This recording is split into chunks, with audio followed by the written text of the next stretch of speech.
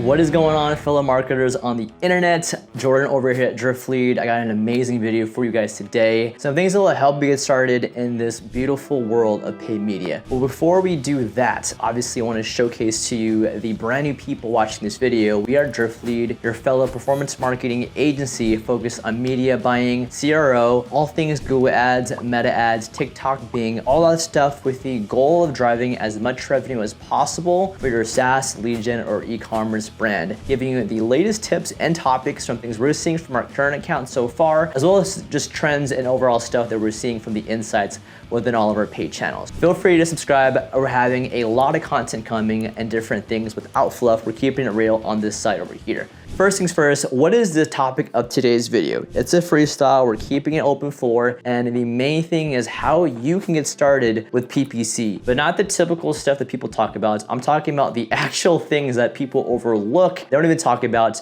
when having things fleshed out. So the first things first is, I guess we'll keep it bare bones. The first things first is product. Obviously you need a product, but it goes beyond that. Does your product actually solve a problem? Do you have enough search volume for that product? The reason why this is huge because if you have a product that solves a solution that nobody even cares about, no one's gonna buy it, simply put. You can think about a comparison for Google Ads. You can go within Keyword Planner, go ahead and take a look and see what search volume for certain things are being out there. And if there is no one searching this thing, your campaigns will not work. For example, let's say you have a product that allows you to clean postcards. You can imagine there's probably nobody searching how to clean postcards. So if you have a solution focused on spraying a postcard, wiping it down, and you want to sell that, but no one's searching it, no one's gonna buy it. That's the most important thing, making sure there is actually a market out there. A common term is product market fit. Making sure there is a market out there of people that are going to search for this product to buy it. Second thing is make sure that your conversion is something that is super easy to set up and that you actually have it set up to begin with. An example here, obviously for lead generation, let's say you have a landing page where you're requiring first name, last name, email, company name. Make sure all that is set up correctly, because I've seen it so many times where someone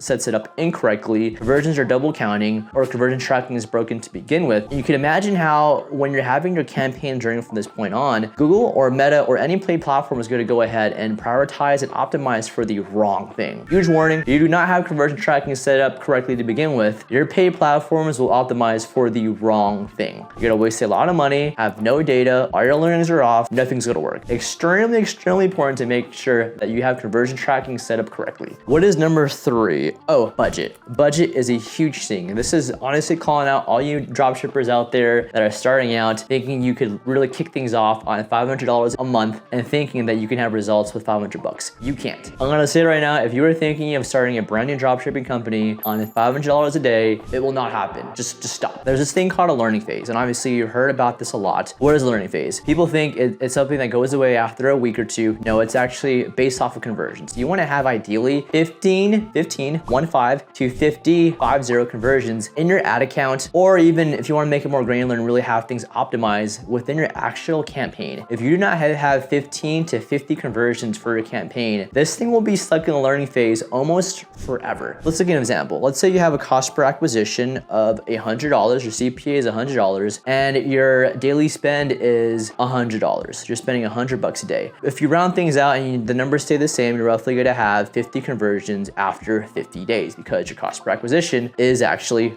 $100. So it's gonna take you almost 2 months to go ahead and exit the learning phase. If you're going for 50, that is obviously a long time. And if we're doing the math even more, 50 times 100 is $5,000. So you would have had to spend $5,000 to get out of the learning phase. So if you're making a brand new ad account with a brand new product, all this stuff, it's gonna take a while to get those numbers where you want it to be. So you wanna make sure that you have enough budget. For me, my comment budgeting is you wanna have your daily budget be at least, what the CPA limit is. So if your CPA is $100, you want your daily budget to be at least $100. Otherwise, it's gonna take forever to get out of the learning phase. You don't know what's gonna work, and that's just gonna slow you down immensely. So you wanna make sure you have enough budget to run with, not just in the short term, but also in the long term as well. Number 4 4 is offer. Make sure you have a good enough offer that is unique to what your competitors have. A good example of this is, and this is why sales periods work so well. You know, you have 20% off during a sales period. It is an attractive offer that makes people want to go ahead and purchase. If you do not have an attractive offer that is different than your competitors, that gives your competitors or your customers another reason to shop there. An offer doesn't have to be like a percentage off. It can honestly just be like an ebook, a white paper, just something different that your customers can have that as additional value to them